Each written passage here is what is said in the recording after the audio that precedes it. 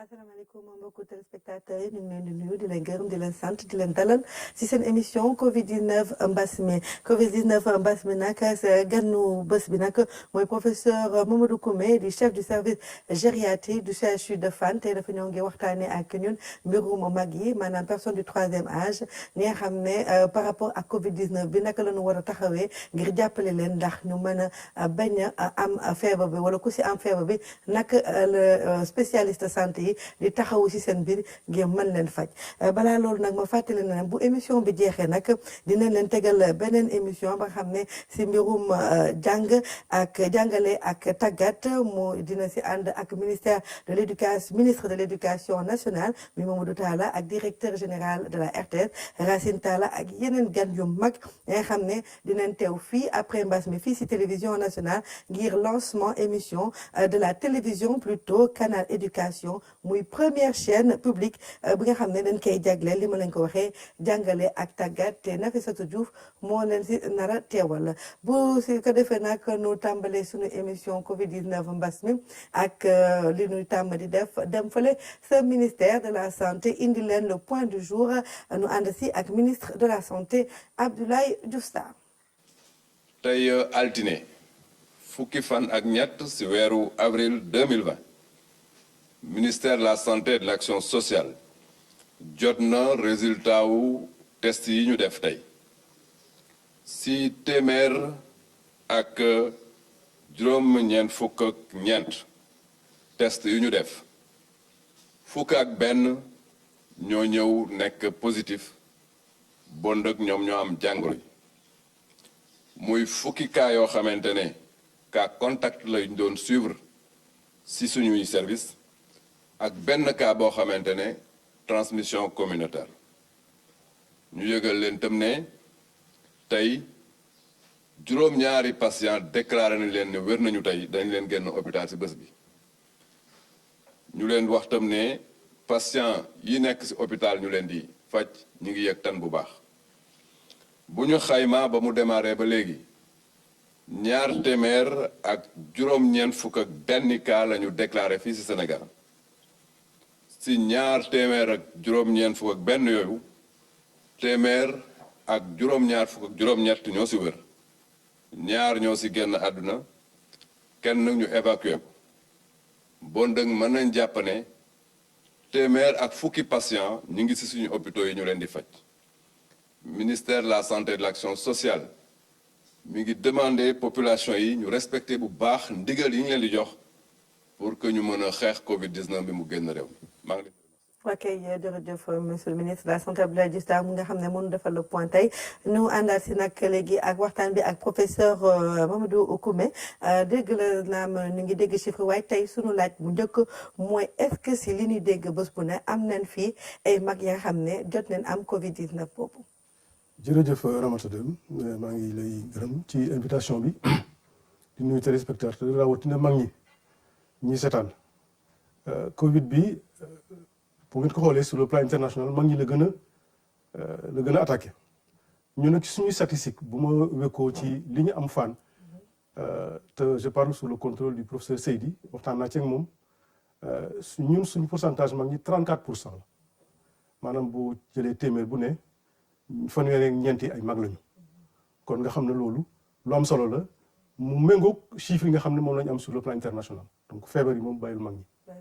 léegi fii naka la dispositif bi nekkee pour mag yi nga xam ne jot nañ am feebar bi ndax dañu am dispositif spécial wala dañu am traitement spécial wala ni ñu jëlee ni la en charge rek ñeneen ñi leen leen di jëlee en charge naka lay demee. waaw ñun su suñu wàll hôpital Fann dañu gàttandu feebar bi ñu dëkkee déclaration au plan international def suñu dispositif ci njiital directeur bi Cheikh Tako Diop ñu mettre en place un comité pour gérer l'ensemble de l'épidémie mais am aussi un comité clinique maanaam kuréelu ñi nga xam ne ñëpp seen xam-xam dafa màcc jëm ci faj mag jëm ci faj jàngoro bi dañu lëkkaloo waxtu saa su ne bu ñu xëyee ñu gisee daal di organiser hôpital bi fexe ba mu am benn partie boo xam ne moom la ñuy traiter maladie waaye ci biir loolu bu ngeen déggoo protocole bi ñu jël nga xam ne moom la ñuy fajee mag ñi dafa am lu mu laaj ci mag ñi parce que mag dañ naan mag mais dafay ànd ak yeneen feebar parce que bu ñu ne mag dafa kaaraangeem dafay wàññeeku dañ ko sukkandiku ci ay atam sukkandiku ci feebar yi nga xam ne dañ ko gane si te dëkk si gane si wuñ dañu dëkk mooy les maladies chroniques bi ci jiitu mooy hypertension artérielle teg ci diabète teg ci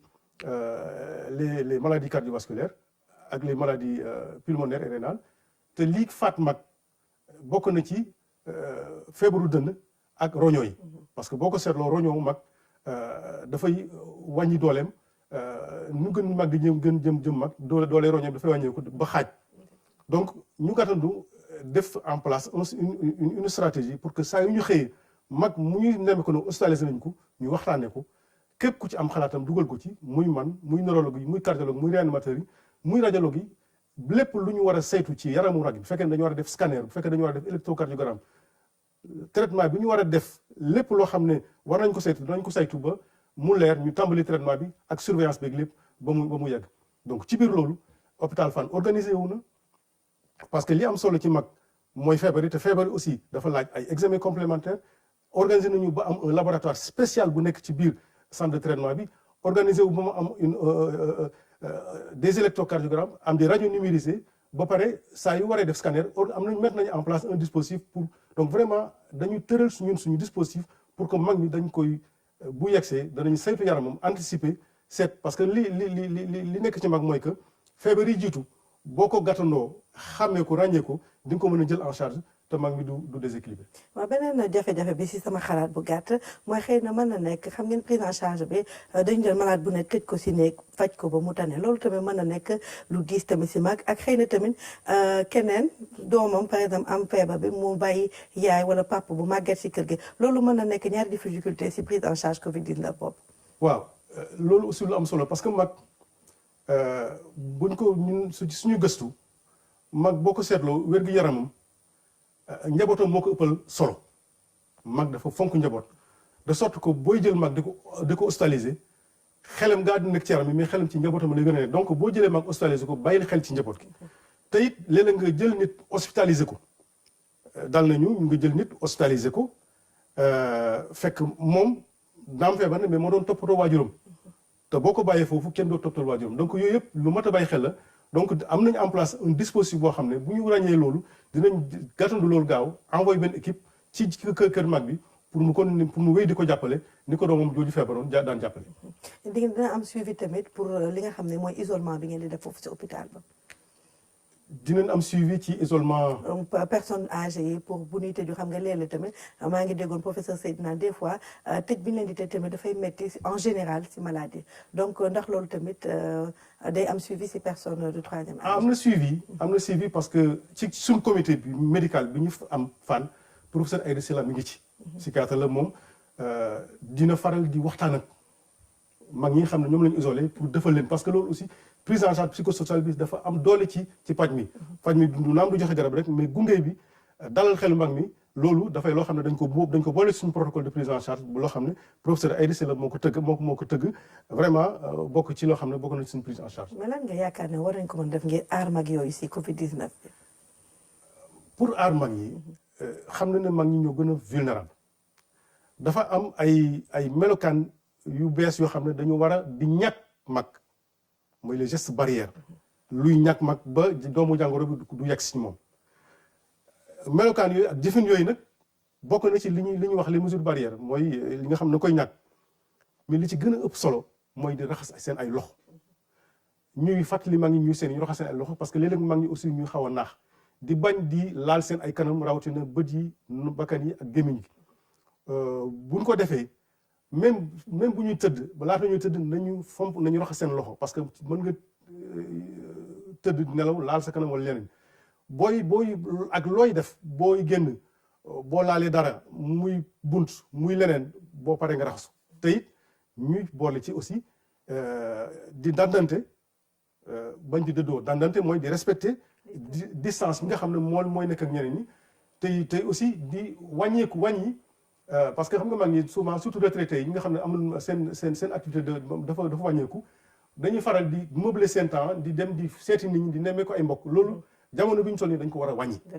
jamono bi dañu war a wàññi di seeti nit ñi te it ñu fexe aussi di recevoir ñoo xam ne xam nañ leen miin leen parce que doomu jàngoro bi dafa am ñaari piège yoo xam ne benn bi mooy doomu jàngoro bi am na ñoo xam ne mën nañu ko yore te duñ ko yëg te du feeñ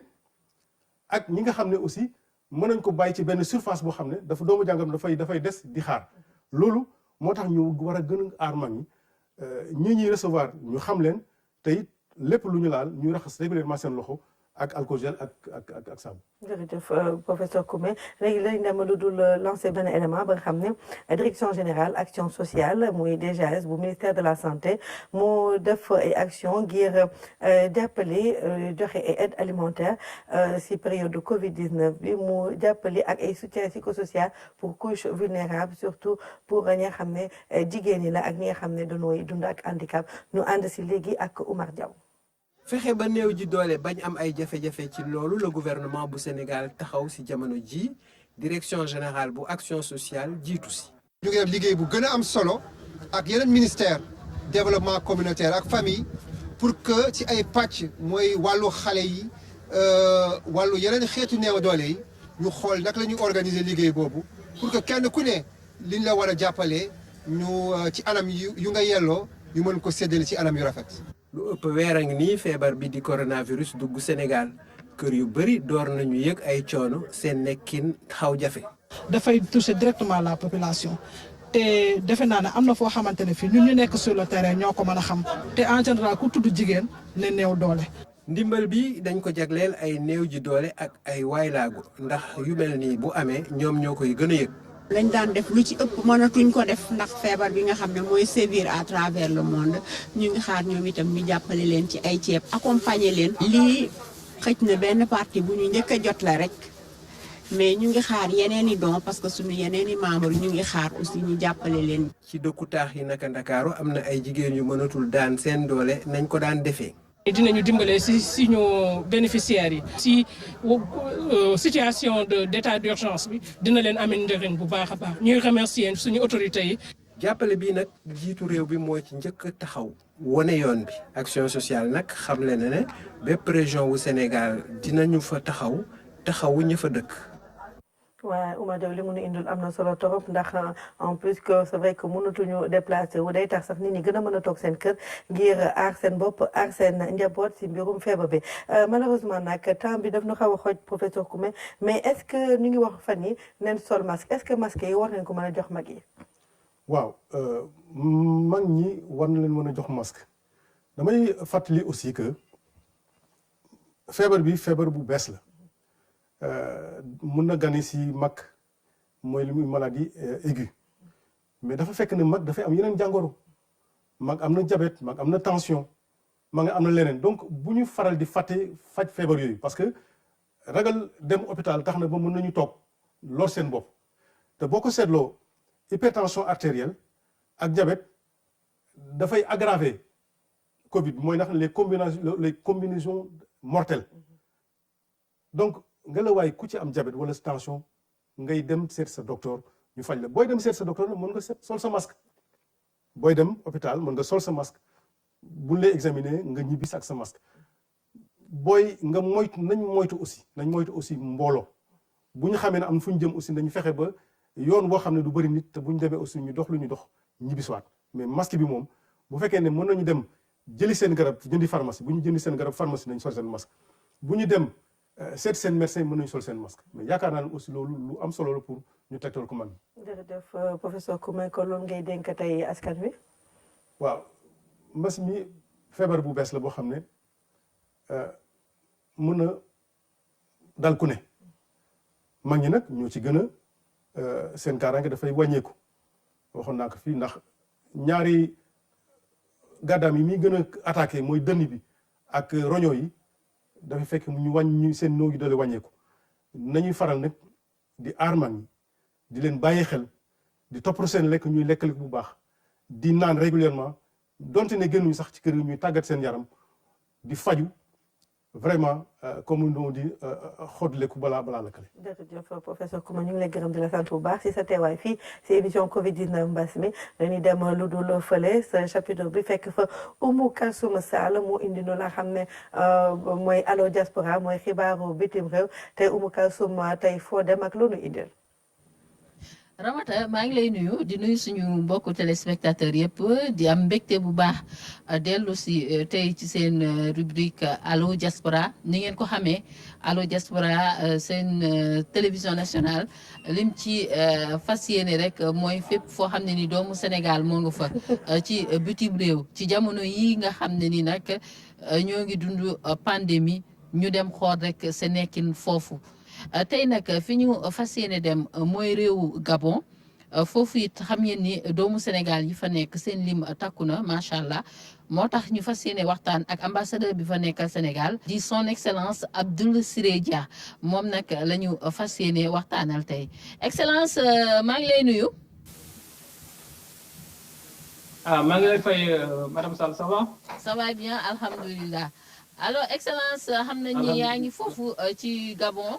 foofu it ci li ñu dégg moo di feebar bi duggoon na foofu ñu bëgg a xam rek tey jii situation bi foofu lan la exactement. situation bu nekk Gabon bi bon c'est presque la situation bu préoccupante bu nekk dans tout le monde Gabon aussi coronavirus bi laal na ko comme lu mu laalee Sénégal mais fu ñu nekk nii au niveau ci Gabon ñu ngi ci premier cas bi. mu ngi arrivé le 12 mars et depuis lors jusqu'à hier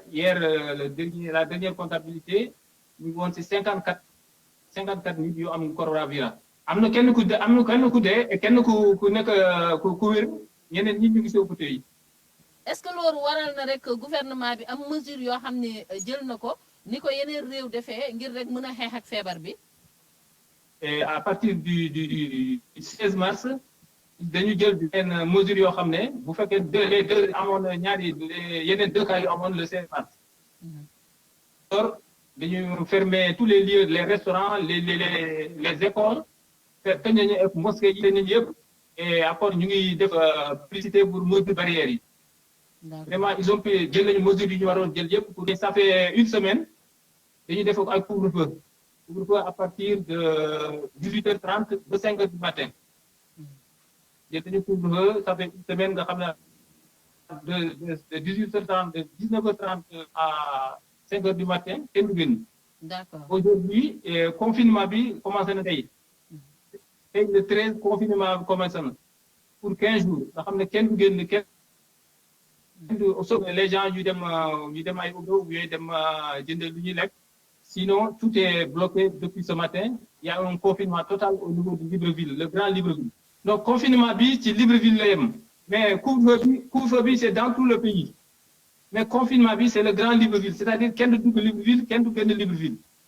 parce que on a constaté les cas yu gën a bëri ci Libreville lay kii parce que ça progresse très vite en Libreville et c'est pourquoi ils ont fermé tout Libreville ils ont confiné Libreville le grand Libreville c'est-à-dire Libreville et tous les villes satellites ñoom ñëpp tëj nañu leen à partir de ce matin pour 15 jours. alors excellence xam nañ ni réew la boo xam ne tamit doomu Sénégal yaa nga fa lan la ñu mën a jàpp ci ñoom ci jamono yi. waaw doomu Sénégal xam nga comme doomu Sénégal comme li nga xam doomu Sénégal bëri nañu trop ci Gabon depuis feebar bi commencé il y a amul vraiment amul problème bu grave. Il y a 2 infirmières 2 sages-femmes et une infirmière. dañu doon liggéey ak benn médecin bu ñu testé positif mais depuis le 9 ñu ngi en quarantaine à part ñooñu ñett on nous a pas signalé dans toute la juridiction on nous a pas signalé beneen sénégalais bu nekk en contact avec ce problème que ce soit ici au Gabon ou bien dans les autres pays de la juridiction muy Angola muy Guinée équatoriale muy Sao Tomé et RCA. On ne nous a pas signalé ay cas sénégalais yu confrontés ak yooyu. Il n'y a que ces les 3 dames là. Pour le moment, on touche du bois. D'accord. Alors foofu noonu ambassade bi est-ce que am na dispositif bu ngeen teg rek ngir mën a di gën a jokkoo ak sénégalais yi ci jamono yi nga xam ne ni restriction dafa am. Oui, bon, nous, au niveau de l'ambassade, on a des groupes. On a des groupes WhatsApp au niveau des associations et au groupe WhatsApp,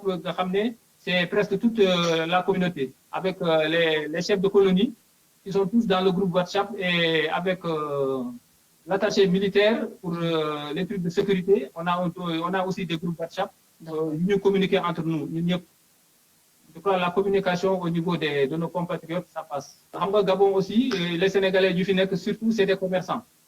Et c'est pas des commerçants. C'est des commerçants. Les commerçants, ils ont impacté ces affaires avec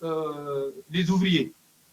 Les Guinéens filles, vraiment, ils sont dans des conditions. Vraiment, c'est une activité de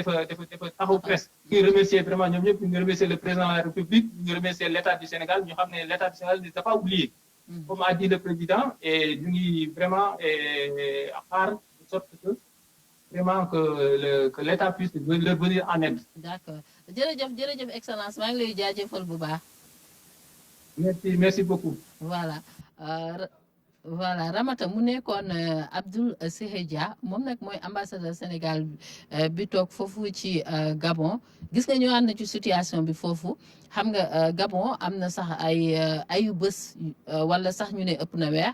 ñoom tamit ñu instauré woon foofu couvre-feu waaye gis nga tey li ci yees mooy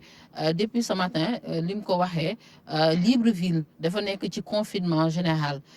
donc loolu mooy li nga xam ne ni moo fa yees ngir rek gouvernement bi gën a xeex ak feebar bi nga xam ne ni dugg na fa. xel dina dal tamit ci sénégalais yi parce que wax na ko à part ñetti sénégalais yooyu nga xam ne ni dañuy liggéey ci kër docteur. nee na ñu nekkoon en contact ak koo xam ne ni dañ ko testé positif nee na ñooñu nag dañ leen defoon en quarantaine pour le moment pour xool ñoom it ndax amuñu doomu jàngoro bi waaye nee na bu weesoo loolu amu fa benn doomu sénégalais boo xam ne ni signalé nañ leen mu amee feebar bi kon nag lii lañ leen andiloon tey jilee ci seen rubrique Allo Diaspora di leen jox rendez-vous ëllëg Inch'Allah. jërëjëf Oumou Kalsoum Sall dégg nañ xibaar yi c'est surtout lu tax ñu dem Gabon c'est-à-dire parce que Sénégal am na fa communauté bu mag ba xam ne mu ngi foofu sa Gabon loo tax nag ñu indi leen information yu leer duñu def lu dul recevoir ki nga xam ne mooy suñu naataango di Fatou Sakho ñu ngi lay dalal bu baax. bonsoir Ramata ñu kontaan di ànd ak yéen nag ñu ngi xaar information yi nga tàmm di ñu indil mbirum Covid-19 bi naka la taxawee tey si àdduna bi. voilà ci àdduna bi comme ni ma ko doon waxee sànq maa ngi nuyu ñëpp seen tur ak seen sant dafa yokkuwaat encore yokkuwaat sax lu gën a yokku ni ki démb mais wàcc nañu baaru 100 000 bi ñu amoon keroog boobu c'était inédit yàlla buñ ci àggaat mais là tey gis nañ ne cas yu bees yi yokku ci àdduna bi toll na si juróom-ñaar fukki junni ak juróom-ñaar yu teg ñaari téeméer ak juróom-ñett fukk ak ñaar li si yokku par rapport ak démb toll na daanaka si juróomi junni muy 4455 donc li yokku woon dafa yokkuwaat encore bu ñuy xool décès yi toll na si 118 459 moom la ñu am tey si décès muy téeméeri junni yu teg fukk junni ak juróom-ñett yu teg ñeenti téeméer ak juróom fukk ak juróom mais am nañ ay cas actifs parce que ndax guéri yi nga xamante bi toll na ci 446 2 personnes faj nañ leen si àdduna bi donc ñi ñuy faj tamit am na évolution ñi nga xam ne tey ñooy dund ak doomu jàngoro bi toll nañ ci million ak ñetti téeméeri junni ak juróom fukk ak juróom benn yu teg juróom-ñetti téeméer ak juróom-ñett fukk ak juróom-ñaar donc globalement ñëpp ñi nga xamante bi feebar bi moom la laal ci àdduna bi depuis mu tàmbali booba ba tey toll na si 1 566 demain après-demain plus tard dinañ àgg si sa 2 millions bi nga daan wax donc ça veut dire que xaajul bay taxaw comme ni ma koy waxee donc bu ñu àggee peut-être si par pays États-Unis ba tey moom moo jiitu moom tam li mu am tey par rapport ak démb dafa yokku am na 25 295 nouveaux cas maanaam ñaar fukki junni ak juróom yu tekk ñaari téeméer ak juróom-ñeent fukk ak juróom li mu yokkule si ay décès toll na tey si junni ak ñeenti téeméer ak fukk ak ñeent donc ba tey foofu tamit feebar ba ma ngi fay évoluer ci Espagne tey chiffres yi wàcc na parce que par rapport ak démb li mu am suufee na lu toll si juróom benn téeméer yu teg juróom-ñett fukk ak juróom-ñaar ay décès wam tey dafa wàccaat encore toll na si juróomi téeméer yu teg fukk ak juróom-ñaar Italie tamit noonu la ñaari pays yi en tout cas temps yi dal na xel globalement loolu la ñu mun a xool ci nga xamante bi mooy ñeenti pays yi nga xam ne ñoom ñoo gën a fës gën a loru ci feebar bi xool nañ ne dañ daan wax naan Italie moo ëpp cas décès mais gis nañ ne moom ak États-Unis léegi sori yoowuñu démb sax États-Unis moo doonoon dëkk bi nga xam ne moo ci gën a loru ci àdduna bi. en tout cas ñu dem fële si Afrique ñu ñëw fii si Afrique. voilà bu ñu ñëwee si Afrique moom tamit chiffres yi yokku na évidemment parce que dafa mel ni feebar bi amul fenn rek foo xam ne dafay dellu ginnaaw mais li yokku par rapport ak démb quand même xaw koo bari lool wante yokku na lu toll si juróom-ñett fukk ak benn àgg nañ si junni ak benn cas yoo xamante bi tey ñoom ñoo amaat dolleeku si lu ñu amoon démb globalement ci Afrique lu toll si fukki junni ak juróom yu teg ñaari téeméer ak juróom fukk ak juróom-ñaar ñoom ñoo fi am feebar bi décès yi bu ñuy xool léegi ñu àgg si junni kon ça veut dire mi ngi lor bu baax a baax ci biir askan wi fii ci dendu Afrique bi bu ñu xoolee zone CEDEAO peut-être ñu tëb pays parce que xam nañ ne évolution bi c'est un peu partout la même chose chaque jour cas yi dafay yokku mais globalement li ñu xool par rapport ak ñi ñu amoon démb yi si yokk bariwul lool parce que ki ci gën a bëri le tey lu mu yokk par rapport ak démb Afrique du Sud la te dafa wàññeeku sax la ñuy naan lu toll si ñeent fukk ak juróom-benn par rapport ak évolution démb moom moo ëpp lu mu yokk le tey. donc bu ñu xoolee suñu zone bi nga xamante bi moom mooy CEDEAO bu ñu fa demee dañuy gis ne Côte d'Ivoire moom moo nekk ci bopp bi ak 574 cas ci ngoon gi sax am na ñu naan chiffres yi gën a grimpé ci ñi nga xamante bi ñoom ñoo fa loru aussi toll nañ aujourd'hui si juróom-benn ñaar yokku na si kooku ku ci tegu moom mooy Ghana qui a fait aujourd'hui un bond de 158 nouveaux cas c'est énorme 158 nouveaux cas donc bari na lool ay dëkk la yoo xamante bi il faut ñu bàyyi leen xel mais bu ñu ñëwee si ñi nga xamante bi ñoom la ñu gën a dëkkal toujours ñu ngi si zone CEDEAO peut-être sauf Mauritanie Mauritanie encaissé wul benn cas bu bees li fa nekkoon moo fa nekk sauf que am na ñaar ñu mu faj bu dee si Côte d'Ivoire wax nañ ko sànq am nañu loolu si cas 574 yi 41 cas moo si yokku Ghana moom moo def soowu 148 bi pays limitrophes yi Mali tey moo fi gën a non gënu fi yokkule Mali mais yokkule ne lu toll si fukk ak juróom-ñett donc pays bii di Guinée encore une fois moom mooy yokkule chaque jour rek ba tey egg na si 319 cas il a enregistré juróom-benn fukk ak juróom-ñeenti cas yu bees ni fa feebar bi demee gaaw na lool même si nag jusqu'à présent enregistré wuñu benn cas benn décès. d'accord yaa ngi doon bëgg ñëw si Sénégal tey.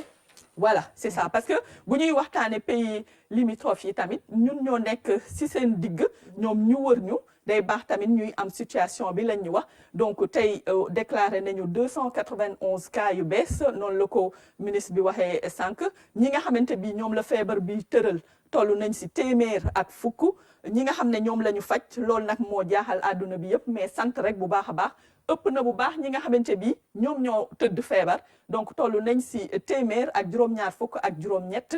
feebar bi nag daanaka Sénégal yëpp laal na leen parce que boo xoolee fii couleur bu mboq bi moom mooy fépp fi nga xamante bi feebar ba lalu na fa yu weex yi mooy ñi nga xam ne jotaguñ ci yii nga xam ne ñoo xaw a xonq mu mel ni Ndakaaru te moom moo ci ëpp fii ci ñi am ay cas moom moo ci gën a fës ci feebar bi donc globalement depuis ñu commencé nag mu dal ñu ba léegi ñaari ñu faatu rek lañ ci am ñu ciy sant yàlla bu baax même si benn bakkan bu rot am na solo wante nag ñu koy sante peut-être suñu médecins yi ndax nag ay jàmbaar lañ ci paj mi bu ñuy xool li xew feneen.